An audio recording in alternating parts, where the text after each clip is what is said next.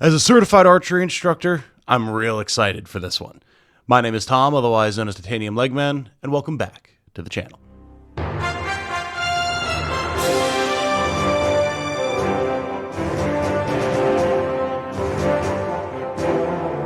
Hello everyone, if you enjoy what I do, including my coverage of the various jobs and classes in turn-based strategy RPGs, such as Final Fantasy Tactics, and how we could potentially see them fixed in future updates and versions of our favorite games, then a like on this video and a subscription to the channel would be very much appreciated. Thank you so much. It is time for another episode of Fixing X Job, and today, of course, we are covering archers, as you clearly saw from the thumbnail and the title, and I am very, very excited for this one. The video has been a little bit long time in the making, apologies for that, but I do have some very solid ideas that I think could help out one of what is potentially one of the coolest jobs in the game, but which has always been very, very disappointing compared to a lot of other potential options that you can take. So, as always, the video will be broken down into a few parts. We'll give a quick job overview, talk about what its equipment is, what its abilities are, what its general intended role is, and how it plays in the current iteration of Final Fantasy Tactics. And then the meat of the video will be the changes that I would suggest going through different ability options, equipment options, synergies, and the like. As always, you'll find some different timestamps up on the screen and in the video progress bar down below, so if there's a particular section that you would like to jump to, please go for it. But the whole thing does kind of come as a complete package. The equipment and abilities that the class currently has kind of lean into the changes that I would make, so I suggest that you watch the whole thing through from beginning to end. Also, as always, I do encourage you to drop your suggestions and your thoughts about my suggestions in the comments. We've had a lot of good discussions on these videos for the previous iterations in this series, so hopefully we can see some good discussion for Archer here as well, especially given the very storied history of the job as a whole across the entire genre of turn-based strategy. So, with that said, what is Archer and how does it function in FFT? In its current iteration, Archer is, at its base, designed as a ranged DPS, and that is literally it. You have bows, you have crossbows, and you have the charge ability at various different levels. What does the charge ability do? Well, it takes a certain amount of turns to charge up a bigger attack, like you're basically kind of like lining up a shot or really drawing back on the bow to, I guess, get extra power, which, again, as a certified archery instructor, is not really how that works. And then you let it go and you deal more damage than you would have with a normal shot. Okay, I mean, could sound kind of cool on paper, but there's some major issues here. The biggest of those being that once you get above, aim 5, the amount of time that it's going to take in most scenarios to have that charge shot actually go off means that A, it's very likely that the enemy will have moved out of the target range, so you will no longer be able to take the shot, because yes, they do need to stand still for you to be able to land this attack, and B, you could very potentially have gotten multiple other actions out of your character in the time that it would take to get that charge shot off, thus potentially dealing more damage than that one single shot would have done. So, without a lot of setup, like, inflicting things with immobilize or stop, or otherwise getting other damage buffs or different things like that, you're really not ever going to be able to land some of these higher, like aim plus 15, for example, attacks, which makes half the job's abilities useless, right? At least in terms of its action ability. So that's obviously not great. Add in the fact that bows and crossbows especially tend to not have the best in terms of damage output in general, and it really feels like a job that wants to hit way harder and way more frequently than it actually does. Because think about archers throughout the history of fantasy and gaming and stuff, right? Like, typically very fast, agile, launching off multiple attacks very quickly, or having very high damage from very long range, even if they only get a few shots off, kind of like a scrappy skirmisher versus sniper type of deal. And Archer in FFT doesn't really fall into that niche in either way. Now, there will be people that point out, yes, you can use Archer with, say, Knight's skill to break gear and stats, which can be very nice, but it doesn't change the fact that the base action skill and kind of playstyle of Archer just really doesn't fit it as well as you would like. And considering it's the only job in the game, base level generic job anyway, that can use bows, it has a niche that it should be able to fill from the beginning of the game to the end of the game. So before we get into a full breakdown of all of the job's abilities, let's quickly go through equipment since we just mentioned bows. As mentioned, you can use 3 different types of handheld gear: bows, crossbows, and if you're using crossbows, shields, which can actually make for a kind of interesting, more duelisty, melee-ish style character. Now, these are decent pieces of equipment, right? Bows do give you a lot of range, especially if you're firing from the high ground, where you can actually eke out a lot more range, which can be nice, allowing you to deal chip damage to squishy backliners like mages, maybe hit something that is getting a charge currently, like for a big spell, to deal bonus damage to it, can be very nice. And they also tend to come in a variety of different elemental options. You've got thunder, fire, and ice bows that you get fairly early on. There's a wind bow. But that's pretty much it as far as different specialty options goes. Crossbows are a bit more limited. Their range is set. You're not going to get any bonuses for firing from on high, and you're generally not able to fire in the first or second spaces, depending on what crossbow you're wielding, up to 3 to 5 spaces away, if I'm remembering the exact ranges correctly. Now, you do have the benefit that since this is a straight line firing weapon, you can attack something that is in direct melee range with you by targeting something behind them to just fire the bolt right into their gut, which does give you a decent amount of versatility, and seeing as how you're probably going to be using a shield with the crossbow anyway to give your archer some more durability, a trick that you'll probably wind up using more often than not. Crossbows generally tend to have more set damage, similar to guns, not exactly the same, but similar, and they also tend to come with a lot of different applicable status effects, things like blind and poison, so a little bit more of a utility option there as well. As far as your armor is concerned, you're wearing all the basic cloth like you would expect, so hats and clothes, no robes, no mages here, but generally speaking, going to be the best options in terms of stats, resistances, and the like that you can expect from armor in the game. And of course, archers have access to all of the same accessories that everybody else does. There's a lot to talk about with bows and crossbows, and that's actually going to be something that we bring up in the changes to make section at the end of the video, because I do think that this is a job that really could benefit from better gear options, even if its whole base kit stayed exactly the same. So we'll talk about that in a minute. But what are the other abilities that Archer has? We talked about the aim action ability and how it can deal solid damage, depending, but definitely loses a lot of its capabilities as you move up in charge time. But what about some of the other abilities that Archer has? Well, first of all, you have Archer's Bane, a reaction ability that just completely allows you to dodge arrow and bolt attacks, which is definitely niche, but I mean, fancy enough for the time that you can unlock it. And more importantly, the reaction ability Adrenaline Rush, which gets you an extra point of speed whenever you take damage. Now, of course, this does trigger on your Brave, but if you have a particularly high Brave stat, this is a very reliable way to make a character faster and faster over the course of a fight, because this does not fall off. That +1 speed you get when Adrenaline Rush triggers, that is going to stick for the whole rest of that battle. So you have a lot of opportunities to suddenly make a very speedy fighter if they're getting hit. Now, unfortunately, of course, archers generally trying to stay as far away from the enemy as possible, unless you're maybe doing, again, the crossbow and shield duelist type thing. But even then, the shield is going to be blocking attacks, so it's kind of an anti-synergy for the job itself. Potentially great on other jobs that you switch people to, especially melee type jobs. Very, very strong ability, and accurately priced at 900 JP as a result. We also then do have a couple of support abilities. Equip Crossbows, which allows you to equip crossbows on any job. Again, can be useful if you want to get that kind of duelisty thing going on with some status effect application on attack, but not generally the most useful thing. And then Concentration, make attacks unblockable. If an enemy is in the targeted tile, it will always be a hit, with some caveats, but generally speaking, yes. If you have Concentration equipped, you don't have to worry about dodgy enemies, which can definitely be useful, especially if you're fighting a whole bunch of thieves or tanky knights with shields and the like. Finally, we have the Jump +1 ability in our movement abilities, which increases your jump height by 1, which again can be useful, but generally not as useful as just a flat move +1 or even a move +2 or something along those lines. So not taken too often, but in niche cases can be handy. It's worth noting as well the archer's stats.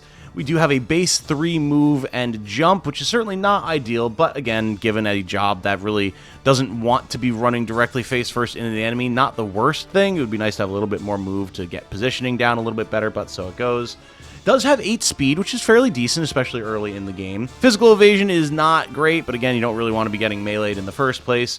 And then as far as your actual stats are concerned, your base attack, fine. Not really any magic to speak of, unsurprisingly. Base HP is also fine, and your base MP is, again, pretty dang low, but you're not casting spells with your archer, unless you're doing some sort of weird thing that, I don't know why you would. You've got a bow, you don't need ranged magic. So right off the bat, what different abilities do we need to add to Archer to make it a more versatile and worthwhile pick for a greater stretch of the game. First of all, I don't think you just get rid of the aim/charge system entirely. I do think that that is a cool mechanic to have, and being able to time your shots to eke out a little bit of extra damage with what would have otherwise been your normal basic attack, especially again on squishy targets or enemies that are also charging, is very satisfying. It's very enjoyable to plan out, and you can deal a surprising amount of damage if you can get the right targets lined up, which, like, you're an archer. That's the whole point, right? So I do think the charge system should be kept, but I would suggest that it be knocked down to 3 levels for damage. You have your basic aim that's going to be really quick to fire off, get you a little bit of extra damage, just gives you that benefit of, like, I have a little bit of time, I can charge up, take a shot.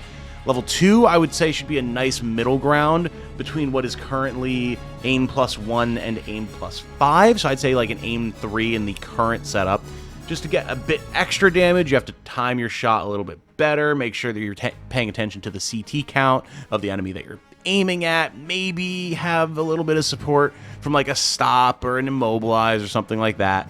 And then at level 3, have the charge time of aim +5, maybe aim +7, but 5 really tends to be the level that I find you can max out and reliably actually hit things with and have it be worth the wait time. That way you've got your low, middle, and high damage range, your options to work with in terms of how much time it's going to take and how much damage you're going to deal, and you can still have that gameplay that Archer is known for in FFT currently. I would completely get rid of, at the very least, aim +10 and aim +20, as they are completely impractical, and I don't think it's really worth fudging the numbers on them to get like less damage and lower charge time, because at that point you're just getting into the territory of the other aims, and I think they're good enough as it is. Beyond that, though, we've seen from a lot of other turn-based strategy games, especially the Tactics Advanced games, how many different things you can do with ranged bow users, because in FFTA and A2, you're looking at Archer, baseline for Humes and Vieira, then Sniper for Vieira, and Hunter for Humes. And each of those has different options. Baseline and Archer is the same for Hume and Vieira other than stats, but for abilities, you have a lot going on.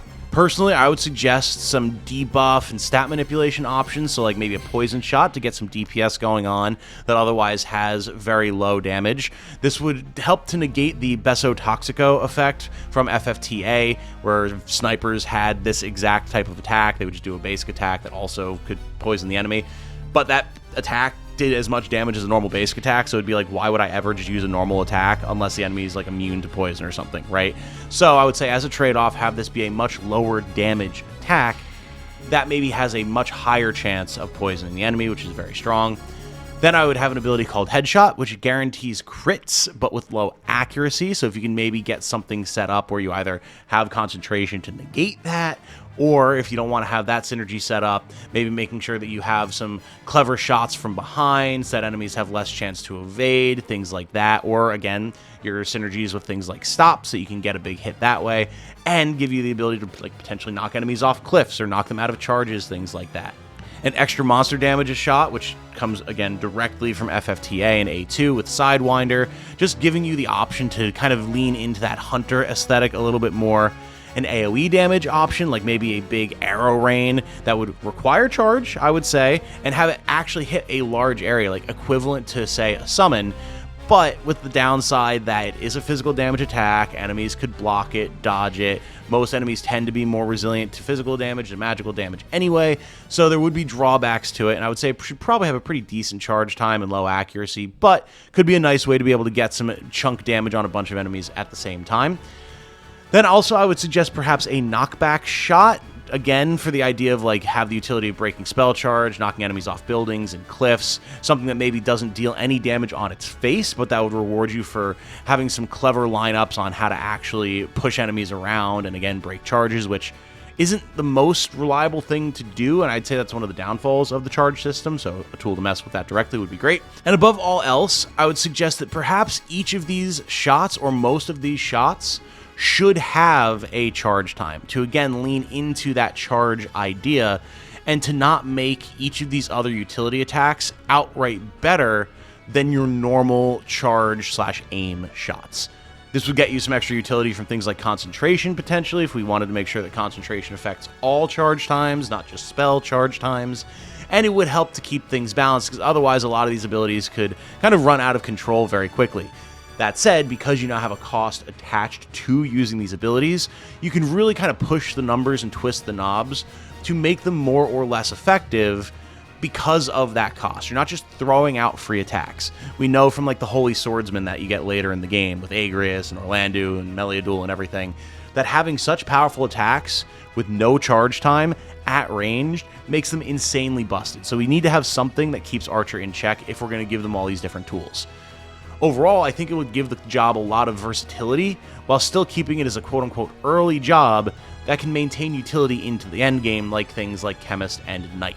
It might push it to be a little bit stronger than that, but again, Archer is filling a niche as the only job that can wield bows, so I feel like it should have a little bit more capability to maintain its value into the end game. Speaking of bows, we did mention this when we were talking about equipment. I do think the job would benefit massively from expanding the range of bows that are on offer to either buy or poach from monsters or steal from enemies or what have you. I would have bows that cover every elemental affinity, no extra damage on them, don't even need to deal magic damage. Maybe if you want, they have the potential of casting a spell like the normal elemental bows currently do. You can get like a fire or a fire when you hit with one of these bows, just for some extra damage, which is nice, but have one for every element. That way, you can have your Archer be a utility piece that can help snipe down dangerous enemies that have particular weaknesses to different elements that might otherwise be fairly rarely represented. Like, how much earth damage do you actually have? It's like Geomancer can deal earth damage, you can deal earth damage with Titan on Summoner, and I think maybe Monk's Shockwave deals earth damage, but I'm not even sure about that. But then there are enemies that are weak to earth, so like, having a stone bow, for example, or a Gaia bow, would be a nice way to add some versatility and kind of like a Swiss Army knife nature to this job.